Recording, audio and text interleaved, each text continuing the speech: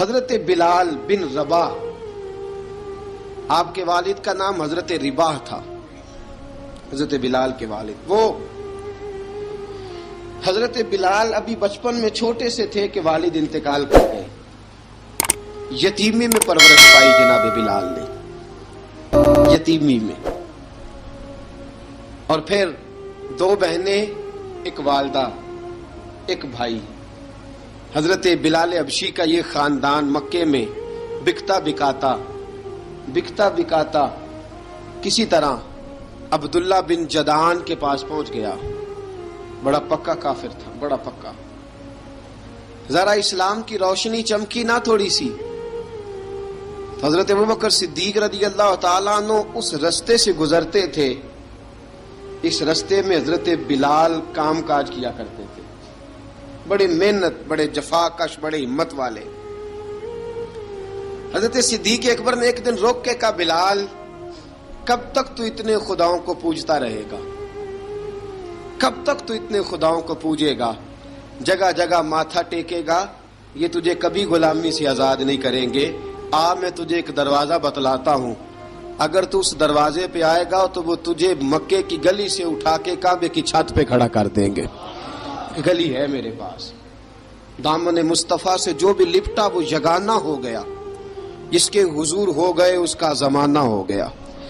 حضرت بلال حبشی رضی اللہ تعالیٰ عنہ کو بات بتلائی، سلیم الفطرت آدمی تھے، سنجیدہ آدمی تھے، اچھا مزاج رکھتے تھے، فہم و فراست رکھتے تھے۔ جناب بلال نے کلمہ پڑھ لیا،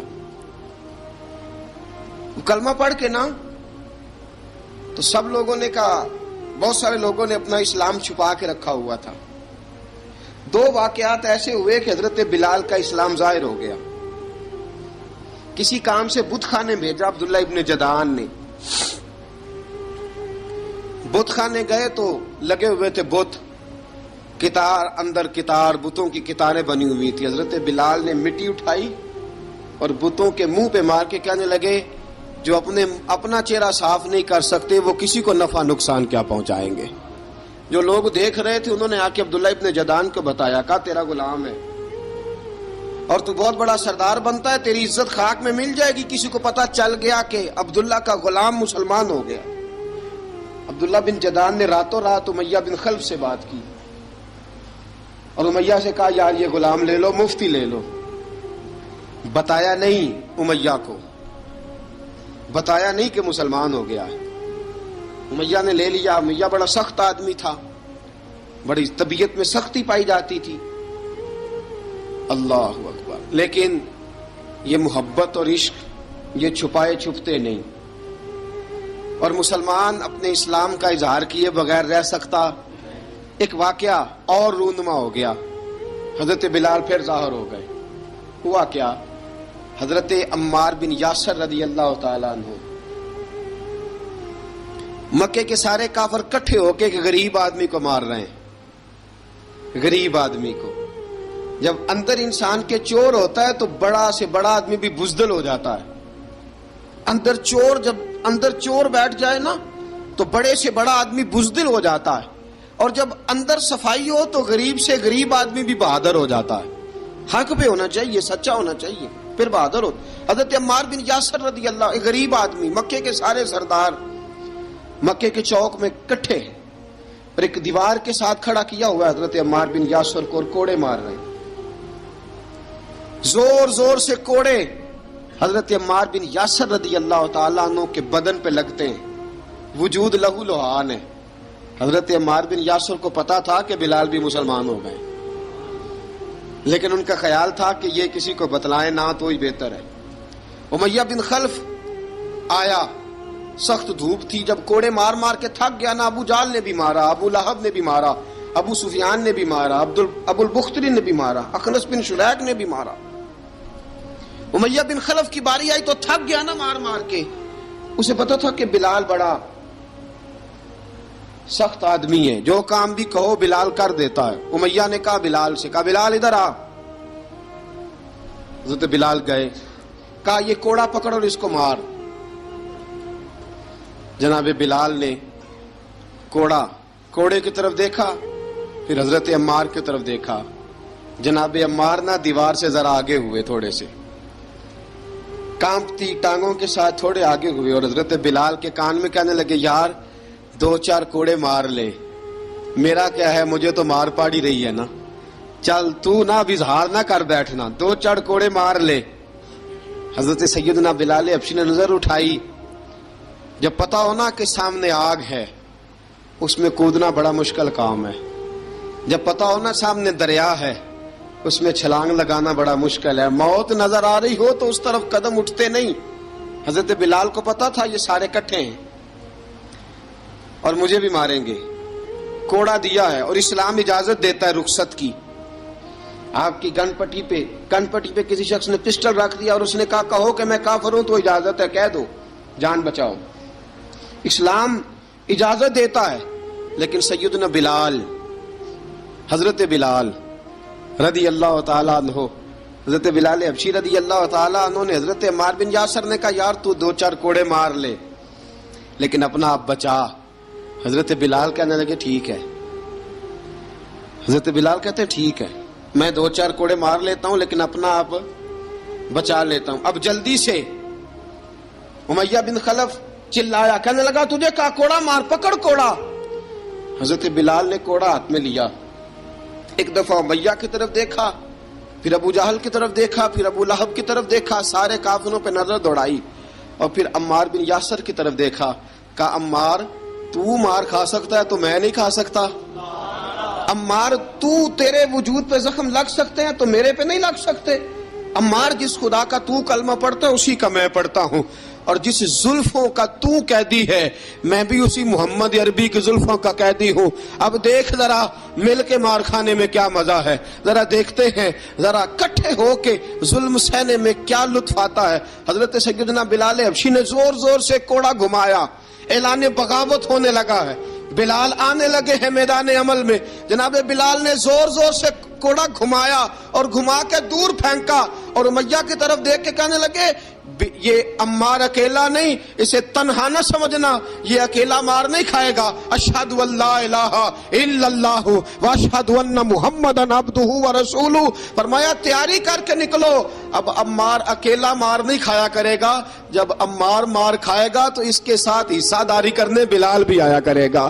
حضرت بلال میدان عمل میں، اب کافروں پہ سناٹا چھا گیا۔ بلال تیری جرت، تیری یہ ہمت، تو انکار کرے، تیرا یہ چارہ، تیرے منہ سے یہ لفظ نکلے، ان الذین قالوا ربنا اللہ ثم استقاموا تتنزل علیہم الملائکہ الا تخافوا ولا تحزنوا وابشروا بالجنۃ التی کنتم توعدون۔ رب فرماتا ہے تم کہو میں نے اللہ کو مان لیا، رب کو مان کر پھر ڈٹ جانا، تمہاری دنیا مدد کرے نہ کرے اللہ تمہاری مدد کے لیے فرشتوں کا نزول فرما دے گا، لوگ مدد کرے نہ کرے اللہ کے فرشتے تمہاری مدد کریں گے۔ جناب سیدنا بلال نے اعلان کر دیا میں نہیں ماروں گا، ادھر آ ستمگر ہنر آزمائیں، تو تیر آزما ہم جگر آزمائیں، فرمایا کر لو تیاری آ جاؤ۔ اب وہ سارے نا، کیونکہ سب سے سخت مشہور تھا نا امیہ، اب سارے دیکھنے لگے امیہ کی طرف، امیہ کو اب اسے سمجھ نہیں آ رہی میں کیا کروں۔ بلال نے تو کبھی نہ کی نہیں، تو جو کہتے تھے کر گزرتا تھا، یہ عجیب معاملہ ہے۔ کہنے لگا بلال تجھے پتا ہے تو کیا کر رہا ہے، تو نے جذبات میں آ کے اعلان تو کر دیا، تجھے اس کا پتا ہے؟ جناب بلال حبشی رضی اللہ تعالیٰ عنہ فرمانے لگے مجھے پتا ہے تو مجھے مارے گا، مجھے پتا ہے مجھے سزائیں دے گا، مجھے سارا پتا ہے، لیکن عقل کو تنقید سے فرصت نہیں، عشق پر ایمان کی بنیاد رکھ۔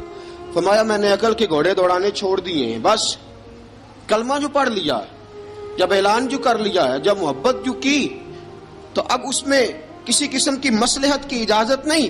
اقبال کہتا ہے کہ پختہ ہوتی ہے اگر مصلحت اندیش ہو عقل، عشق ہو مصلحت اندیش تو ہے خام ابھی، اور بے خطر کود پڑا آتش نمرود میں عشق، عقل تھی محو تماشائے لبے بام ابھی۔ فرمایا عقل پختہ ہوتی ہے اگر سوچا جائے، عشق کے معاملے میں سوچا جائے تو عشق کمزور ہوتا ہے، وہاں سوچنے سمجھنے کی اجازت ہوتی نہیں. سوچنا سمجھنا تھا کلمہ پڑھنے سے پہلے، اب تو پڑھ لیا، اب سوچنے کا نہیں، اب عمل کرنے کا وقت ہے.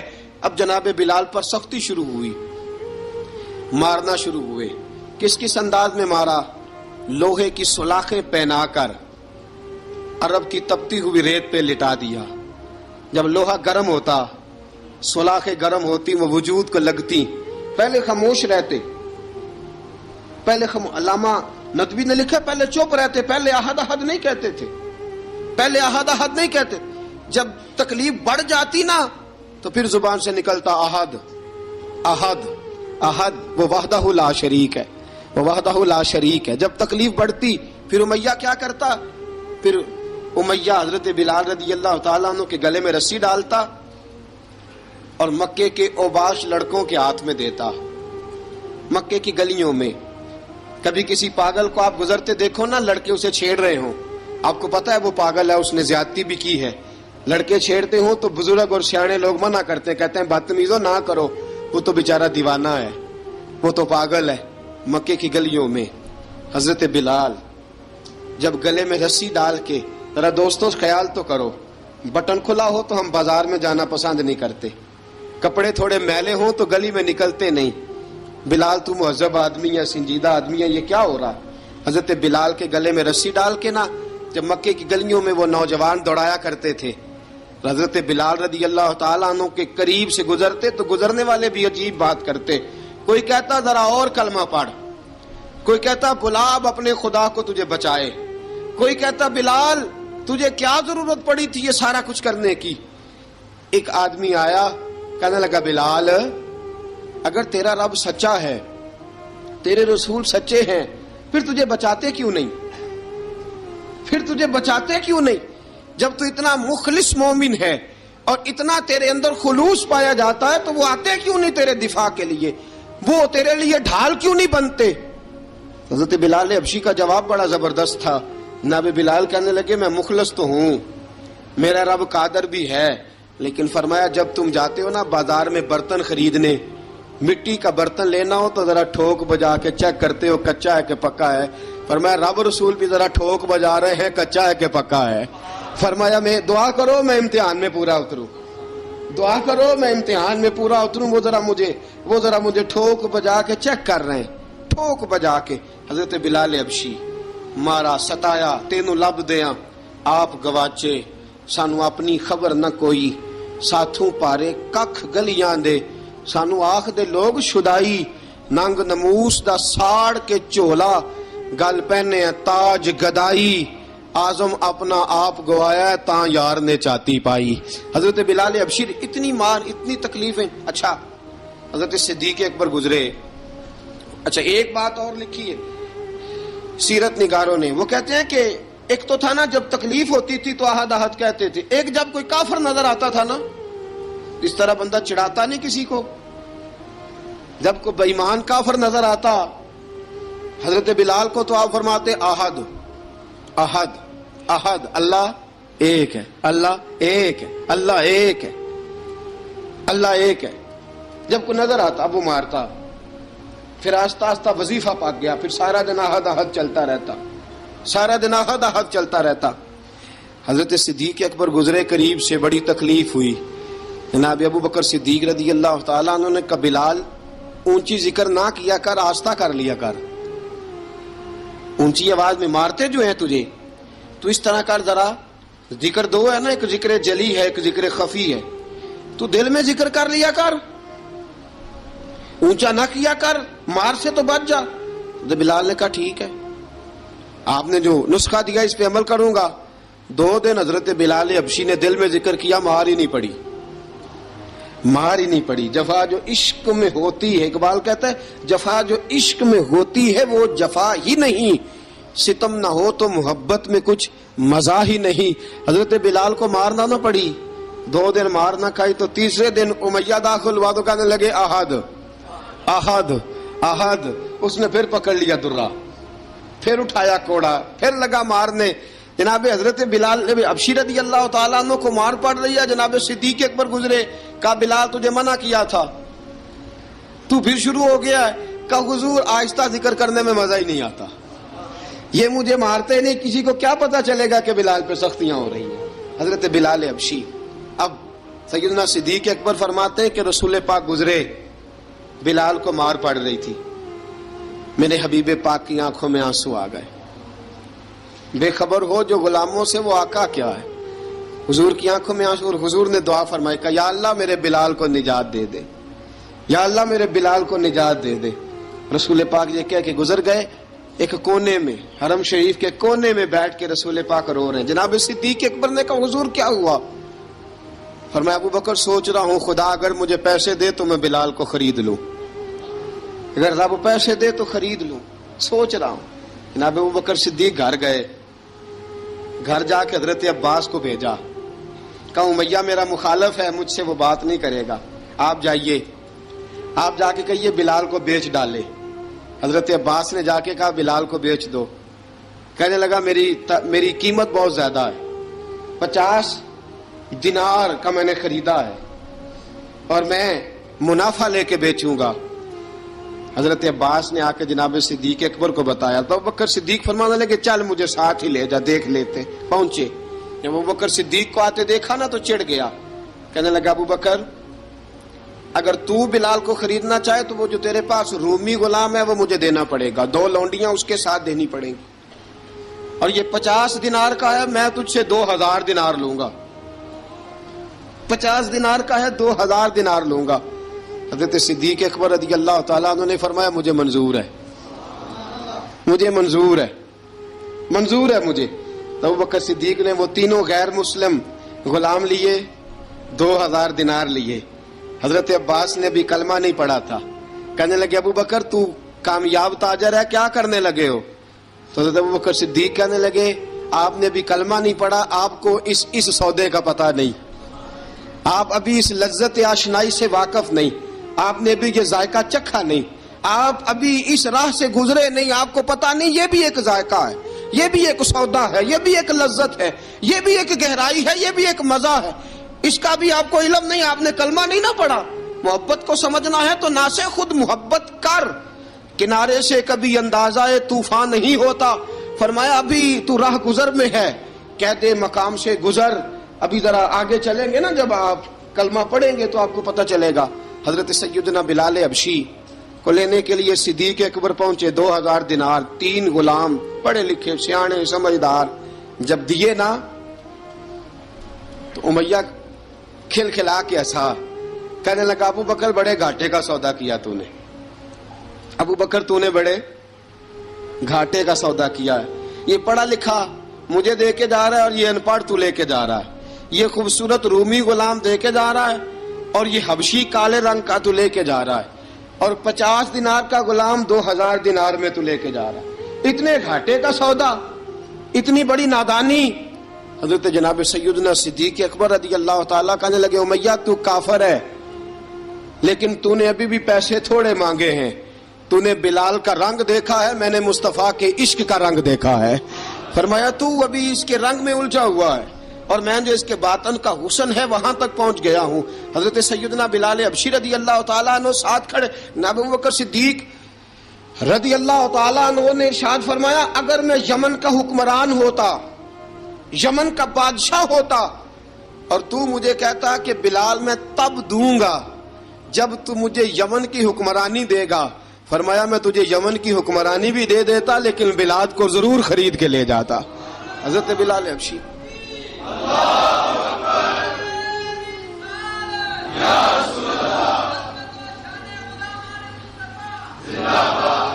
جناب سیدنا بلال حبشی، حضرت سیدنا ابو بکر صدیق فرماتے ہیں جب میں بلال کو لینے گیا تو حال پتہ کیا تھا؟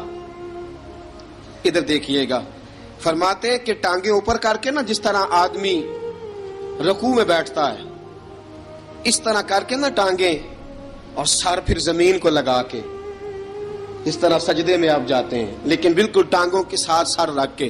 فرماتے ہیں 4 بھاری چکیاں ریت پہ حضرت بلال تھے، ان کے اوپر چکیاں رکھی ہوئی تھی، اور فرماتے ہیں حضرت بلال تھوڑی تھوڑی حرکت کرتے تھے تو وہ چکیاں جسم کے ساتھ لگتی تھی نا، پارٹ ان کے، فرماتے ہیں زخم بن گئے تھے، خون نکلتا تھا. فرماتے ہیں میں نے وہاں سے جا کے حضرت بلال کو نکالا، پیسے دیے لے کے آیا تو جناب بلال کہنے لگے جلدی جلدی چلو حضور کے پاس، ذرا جلدی جلدی چلو، در مصطفیٰ پہ جلدی کرو۔ تو جناب سیدنا بلال حبشی رضی اللہ تعالیٰ عنہ کے جواب میں حضرت ابوبکر صدیق کہنے لگے بلال جلدی نہ کر، جب میں آیا تھا تو حضور تیرے لیے آنسو بہا رہے تھے، اگر تجھے اس حالت میں زخمی دیکھیں گے تو میرے مصطفیٰ کو اور زیادہ رونا پڑے گا، تو میرے ساتھ گھر چل، میں تجھے کپڑے پہناتا ہوں، میں تیرے زخموں پہ پٹی کرتا ہوں۔ حضرت ابوبکر صدیق مزاج شناسائے نبوت تھے نا، فرمایا چل میرے ساتھ، میں ذرا تیری مرم پٹی کر لوں، میں ذرا تیرا منہ دھو ڈالوں، میں ذرا تجھے کنگھی کر لوں، تو میرے ساتھ چل۔ جناب بلال فرماتے ہیں جب سے پیدا ہوا تب سے غلام تھا، کبھی کسی نے میرے کپڑوں کی فکر نہیں کی تھی، مجھے تو امیہ 4 دن روٹی نہیں دیتا تھا۔ فرماتے ہیں جب میں گیا ابوبکر کے ساتھ، ابوبکر صدیق نے ایک چٹائی بچھائی، صدیق اکبر چٹائی کے اوپر میرے ساتھ بیٹھ گئے۔ فرماتے ہیں ابوبکر نے تیل منگایا، وہ تیل میرے زخموں پہ، ابوبکر صدیق نے وہ تیل میرے سر پہ، میری داڑھی پہ، فرماتے ہیں پھر کنگھا کیا، پھر ابوبکر صدیق نے ایک جوڑا منگایا، وہ کپڑے مجھے پہنائے، ابوبکر صدیق نے پگڑی منگوائی، وہ پگڑی کھول کے میرے سر پہ بندھوائی۔ فرماتے ہیں ابوبکر نے مجھے تیار کیا، فرمایا تو آج جا رہا ہے در رسالت مآب پہ، در رسالت مآب پہ، آج تو پہنچ رہا ہے حضور کے دروازے پہ، بن کے جوگن مدینے نو جاواں گی میں، جو بیتی نبی نو سناواں گی میں۔ حضرت جناب سیدنا، اور وہ کسی شاعر نے تو بڑی شاندار بات کی، اس نے کہا بڑی امید ہے سرکار قدموں میں بلائیں گے، کرم کی جب نظر ہوگی مدینے ہم بھی جائیں گے، اگر جانا مدینے میں ہوا ہم غم کے ماروں کا، مکینے گنبد خضرا کو حال دل سنائیں گے۔ حضرت بلال حبشی رضی ان کے دل میں بڑی امنگ تھی آج جاؤں گا در رسالت مآب پہ۔ ملا رومی لکھتے ہیں کہ جناب سیدنا صدیق اکبر نے سجایا سوارا، جناب بلال کے آنسو رکتے ہی نہیں، کہا باپ ہوتا ہے جو خدمتیں کرتا ہے، میں نے آنکھ کھولی تو باپ کا سایہ تو میں نے دیکھا ہی نہیں، اور فرمایا ماں تھی تو ماں جب بھی میں کام کر کے آتا تھا تو مجھے دیکھ کے میری اماں بس رو دیا کرتی تھی، 2-3 بہنیں تھیں، اور حضرت بلال فرمانے لگے ان بہنوں کو میں دیکھتا تھا تو وہ میرا حال دیکھ کے روتی تھی، اور جب وہ مجھے دیکھتی تھی تو میں رو دیا کرتا تھا۔ فرمایا ابوبکر میں نے تو یہ رنگ ڈھنگ دیکھے نہیں جو آج تو مجھے دکھا رہا ہے۔ جناب سیدنا صدیق اکبر رضی اللہ تعالیٰ عنہ بنا سوار کے نا حضرت بلال کا ہاتھ پکڑ کے سینے پہ رکھا، جناب بلال ہجکی لے کے روئے۔ حضرت ابوبکر صدیق نے فرمایا جتنا رونا یہاں رو لے، میں کائنات کے آنسو دیکھتا ہوں لیکن جب نبی کی آنکھوں میں آنسو دیکھتا ہوں تو دیکھے نہیں جاتے، فرمایا یہاں رو لے، حضور کے دروازے پہ جا کے تیری آنکھ میں آنسو نہیں آنا چاہیے، بہا جتنے آنسو بہا سکتا ہے۔ حضرت بلال حبشی بھی روئے، جناب صدیق اکبر بھی روئے۔ جب پہنچے نا دروازہ رسول پہ، حضرت سیدنا ابوبکر صدیق لے کے پہنچے، پابند کر دیا تھا نا حضرت بلال کو، بلال تو نے رونا نہیں، عشق ہوئے تے درد ہوئے تے ہائے نکلے، پھر کوئی نہیں رہندا جر کے۔ حضرت سیدنا بلال حبشی کو لے کے پہنچے در مصطفیٰ پہ، رسول اکرم صلی اللہ تعالی علیہ وسلم نے ایک نظر حضرت بلال پہ ڈالی، جناب بلال نے یوں آنکھ ملائی تو سر جھکا لیا، وعدہ کیا تھا نا رونا نہیں، سر جھکا لیا۔ اب دوسری نظر نبی کریم صلی اللہ تعالی علیہ وسلم نے جب اٹھائی نا حضرت ابوبکر صدیق کی طرف، تو حضور نے فرمایا صدیق تیرا شکریہ، ابوبکر اللہ تجھے جزا دے۔ جب رسول پاک کی زبان سے یہ لفظ نکلے تو جناب صدیق اکبر نے ہاتھ اٹھائے، یوں ہاتھ باندھے جب رسول پاک کے سامنے، تو سب سے زیادہ آنسو ابوبکر صدیق کے اپنے نکل گئے۔ کہا یا رسول اللہ میں غریب بے نوا، تو امیر حرم، تو کجا من کجا۔ کہا حضور یہ شکریہ کے لفظ، یا رسول اللہ میں کہاں اور آپ کا شکریہ کہاں۔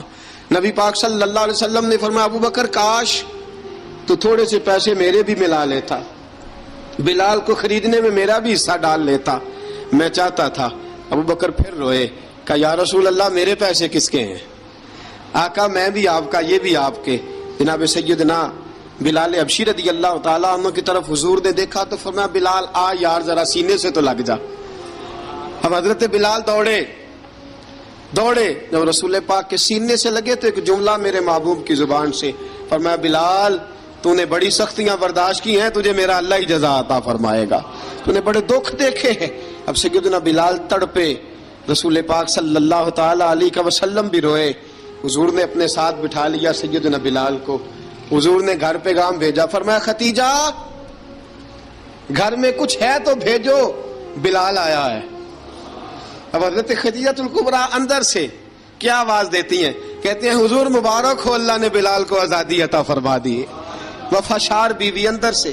اب حضرت سیدنا زینب رضی اللہ تعالی عنہا، میرے محبوب کی شہزادی، چھوٹی سی عمر ہے، ایک برتن کے اندر کھجوریں لے کے آئیں. ایک برتن میں کھجوریں. اب لا کے جب کھجوریں رکھی نا تو سیدنا صدیق اکبر نے ہاتھ بڑھایا کھجوریں اٹھانے کے لیے تاکہ میں دوں.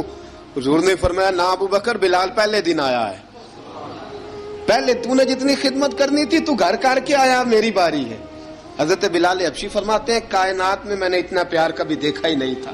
30 سال سے زیادہ میری عمر تھی، مجھے تو کبھی کسی نے پاس بٹھا کے کھانا کھلایا ہی نہیں. فرماتے ہیں رسول پاک سخت سخت کھجوریں سائیڈ پہ کرتے، اندر سے نرم کھجور نکالتے، اس کھجور سے تھوڑا سا چھلکا جدا کرتے. فرماتے ہیں پھر اس کو توڑتے، اس کے اندر سے وہ گھٹلیاں اتار کے حضور ایک سائیڈ پہ کرتے. وہ نرم کھجور رسول جب میری طرف بڑھاتے، حضرت بلال فرماتے ہیں بھوک تو بڑی تھی لیکن آج بھوک ساری بھول گئی تھی. آج مجھے یوں لگتا تھا جیسے میں زمین پہ نہیں عرش کی بلندیوں پہ بیٹھا ہوا ہوں. آج لگتا تھا کائنات کی ساری نعمتیں، ساری رحمتیں، سارا کرم، ساری عطا، سارا فضل، ساری عنایتیں میری جھولی میں گھر گئی ہیں. فرماتے ہیں رسول پاک صلی اللہ تعالی علیہ وآلہ وسلم نے مجھے بڑے محبت سے بٹھایا، حضور علیہ السلام نے محبت سے کھلایا، دودھ پلایا. فرماتے بڑا پیار کر کے نا تو جناب سیدنا صدیق اکبر نے کہا حضور بلال کی ڈیوٹی کیا ہوگی؟ حضور بلال کی ڈیوٹی کیا ہوگی؟ حضرت بلال کہنے لگے حضور میں فارغ رہنے کا تو عادی نہیں، میں تو جفا کا آدمی ہوں، محنت کرنے والا، ڈیوٹی کیا ہوگی؟ رسول پاک نے فرمایا بلال یہ میرا گھر ہے، آج کے بعد میرا نہیں یہ تیرا گھر ہے. فرمایا میں مصروف ہوتا ہوں تبلیغ کے کاموں میں، گھر کیا لانا ہے وہ تیری ذمہ داری ہے، کہاں سے لانا ہے وہ بھی تیری ذمہ داری ہے، پیسے کہاں سے آئیں گے میں تجھے بتلاؤں گا، کہاں لگانے ہیں تجھے ایک دفعہ بتاؤں گا، پھر تو لایا کرے گا، تو ہی لگایا کرے گا. فرمایا میرا پرسنل سیکٹری بن کے رہے گا، تو خاص مقام تجھے دیا جائے گا. حضرت سیدنا بلال حبشی رضی اللہ تعالی عنہ کو رسول اکرم صلی اللہ تعالی علیہ وسلم نے اس کام پر مقرر فرما دیا. اب دیکھیے حضرت بلال رضی اللہ تعالی عنہ جب در مصطفیٰ صلی اللہ تعالی علیہ وسلم پر پہنچ جاتے ہیں اور پہنچنے کے بعد کیا مسئلہ ہے جی، کیوں نہیں چل رہا؟ درود پاک پڑھیے الصلاۃ والسلام علیک یا کی گل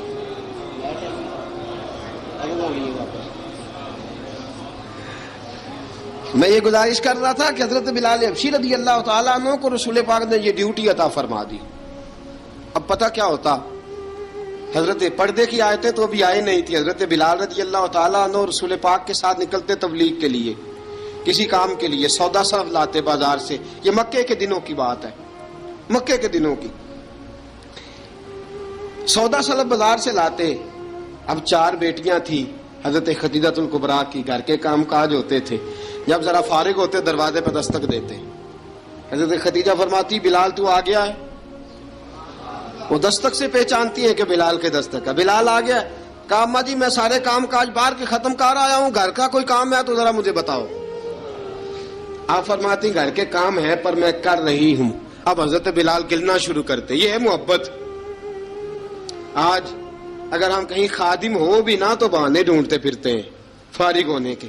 حضرت بلال فرماتے آپ نے چکی پیس لی ہے، گھر میں جھاڑو دے لیا ہے، بچوں کے لیے دودھ آ گیا ہے، بکریوں کا دودھ دھو لیا گیا ہے. ایک ایک کام پوچھتے ہیں. حضرت خدیجہ الکبریٰ فرماتی یہ بھی ہو گیا، یہ بھی ہو گیا، چکی رہ گئی ہے پیسنے والی. فرماتے ذرا دروازہ کھول دو میں پیس ڈالتا ہوں. حضرت بلال گھر کی چکی پیستے، گھر کے کام کاج کرتے. ایک دن نہ دار ارقم میں رسول پاک تھے تو باہر سے کچھ شورش ہوئی. حضرت بلال حبشی کہنے لگے حضور ایک نیزہ نہیں منگوا دیتے مجھے؟ ایک نیزہ.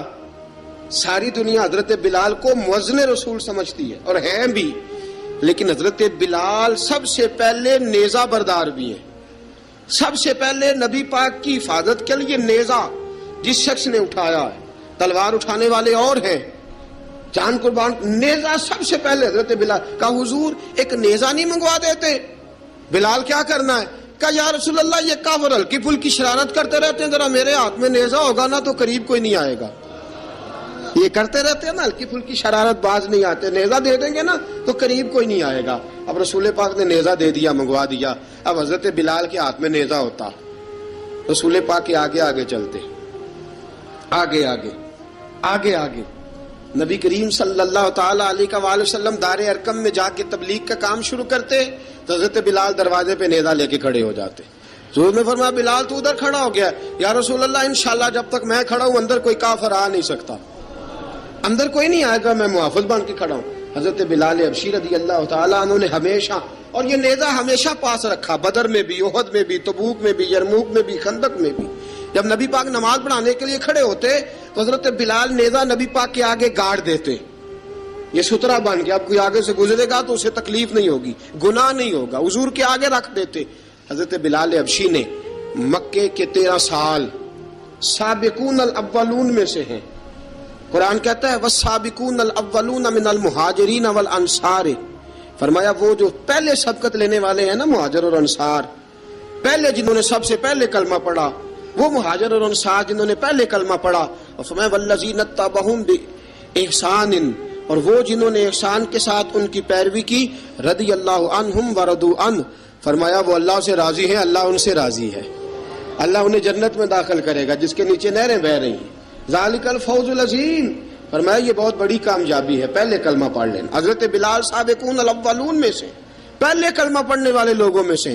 جناب سیدنا بلال حبشی رضی اللہ تعالیٰ عنہ نے پوری دلیری کے ساتھ کام کیا. اب آ گیا وقت ہجرت کا. رسول پاک صلی اللہ تعالیٰ علیہ وسلم نے حضرت بلال کو فرمایا بلال تو ہجرت کر جا مدینے کی طرف، چلا جا.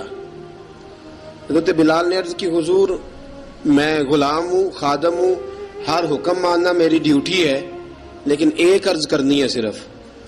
حضور نے فرمایا بلال کرو. کہا یا رسول اللہ آپ مدینے آئیں گے نا؟ آپ آئیں گے مدینے؟ رسول پاک صلی اللہ علیہ وسلم مسکرا پڑے، فرمایا ہاں میں بھی آؤں گا. کہا حضور بس ٹھیک ہے، بتائیں کب جانا ہے، بس اتنی سی بات ہے. آپ آئیں گے نا؟ حضور نے فرمایا آؤں گا. کہا ٹھیک ہے، بتائیں کب جانا ہے. سرور کون مکان سیاح لا مکان صلی اللہ تعالی علیہ وسلم نے فرمایا بلال یہ 16 مرد، عورتوں، بچوں پر مشتمل، 16 لوگوں پر مشتمل یہ قافلہ ہے. اس قافلے کے اوپر تجھے میں امیر مقرر کرتا ہوں، تو ان کو لے کے جائے گا مکے سے مدینے. 250 کلومیٹر کا سفر، 250 میل کا سفر. حضرت بلال حبشی رضی اللہ تعالیٰ عنہ قافلے کے امیر بن کے، سخت گرمی کا موسم، حضرت بلال کے ہاتھوں میں تلوار ہے، ایک ہاتھ میں نیزہ ہے، ایک ہاتھ میں تلوار ہے، تیر آپ نے پیچھے باندھ رکھے ہیں پشت پہ، اور آپ لے کے جا رہے ہیں، کبھی قافلے کے آگے، کبھی پیچھے، کبھی دائیں کبھی بائیں. وہ عورتیں اور بچے ذرا پریشان ہوتے تو حضرت بلال فرماتے پریشان ہونے کی ضرورت نہیں، ہمیں مصطفیٰ کریم نے بھیجا ہے، ہمیں نبی اکرم صلی اللہ علیہ وسلم نے بھیجا، میرا یقین بڑا مضبوط ہے، اور میں نبی پاک صلی اللہ علیہ وسلم نے بھیجا، فکر نہ کرو چلو. اب یہ قافلہ جا رہا ہے. حضرت بلال حبشی نے بخیر و عافیت سپہ سالار بن کر اس قافلے کو پہنچایا مدینے میں. اب مدینے پہنچا کے سارے لوگ مدینے والے مدینے میں لگ گئے اپنے اپنے کام. حضرت بلال پہلے دن ہی آ کے مدینہ منورہ سے باہر سرحد پہ کھڑے ہو گئے. کہا بلال ادھر کیا کر رہے ہو؟ کہا وعدہ کیا تھا یار نے آؤں گا دن ڈھلے. نبی پاک علیہ السلام نے وعدہ فرمایا تھا میں آؤں گا. اب میرا تو کام ہے نبی پاک کا انتظار کرنا، استقبال کرنا. حضرت بلال روز انتظار کرتے. رسول پاک تشریف لے آئے. حضور حکم کیا ہے؟ فرمایا مسجد بنانی ہے. مسجد قباء بن رہی ہے. تو سب مزدوروں سے زیادہ کام حضرت بلال نے کیا. مسجد نبوی کی تعمیر شروع ہوئی تو سب سے زیادہ کام حضرت بلال نے کیا. مسجد بن گئی. اب جناب اذان کا معاملہ شروع ہو گیا، مسلمانوں کو نماز کے لیے کیسے بلائیں؟ ایک صحابی کہنے لگے حضور ہم اوپر آگ جلایا کریں گے، جب آگ جلے گی تو لوگوں کو پتہ چلے گا نماز کا وقت ہو گیا. ایک نے کہا ہم بڑی دف منگواتے ہیں، دف بجائیں گے، نماز کا وقت ہو گیا. حضور نے فرمایا جاؤ صبح فیصلہ کریں گے. رات سے صحابہ سوئے. حضرت عبداللہ ابن زید رضی اللہ تعالیٰ عنہ اور حضرت عمر فاروق رضی اللہ خواب دیکھتے ہیں. خواب میں کوئی اذان پڑھ رہا ہے، اللہ اکبر اللہ اکبر اللہ اکبر اللہ اکبر. اذان پڑھنی چاہیے نا؟ کیا خیال ہے آپ کا؟ اذان آنی چاہیے نا؟ میں ویسے معذرت کے ساتھ کبھی کبھی ایسا ہوتا ہے کہیں جماعت کرانے لگے نا تو کسی سے کہنا تکبیر پڑھو تو ایک دوسرے کو کہنا شروع کر دیتے ہیں تو پڑھ. میں اپنے استادوں کے پاس جب ہم پڑھتے تھے حضرت اویسی صاحب رحمۃ اللہ علیہ کے پاس تو ہم پڑھ رہے تھے, سبق تھوڑا رہتا تھا, دیر ہو گئی کلاس کو تو ایک لڑکا آیا تو استاد کہنے لگے اذان پڑھ. کہنے لگا جی مجھے شرم آتی ہے. تو استاد فرمانے لگے یار میں تو بڑا بشرم ہوں, 40 سال ہو گئے اذانیں پڑھ رہا ہوں, تمہیں شرم آتی؟ بڑا بے شرم ہوں, 40 سال سے اذان. کہنے لگا نہیں جی وہ والا معاملہ نہیں. فرمانے لگے یار گالی نکالتے وقت شرم آنی چاہیے, کسی کو برے لفظوں سے یاد کرتے وقت, کسی کا گلہ کرتے وقت, غیبت کرتے وقت, چغلی کرتے وقت, جھوٹ بولتے وقت, دغا اور فریب اور فراڈ کرتے وقت شرم آنی چاہیے. تجھے اذان دیتے وقت شرم آ رہی ہے. یہ ہمارا حال ہے. اذان آنی چاہیے, مشکل کام نہیں, سیکھنی چاہیے. میرے نبی کریم صلی اللہ علیہ وسلم نے فرمایا جس نے 40 دن تک اللہ کی رضا کے لیے 5 وقت کی اذان پڑھی, 40 دن صرف, فرمایا اللہ اس کے پچھلے سارے گناہ معاف فرما دے گا.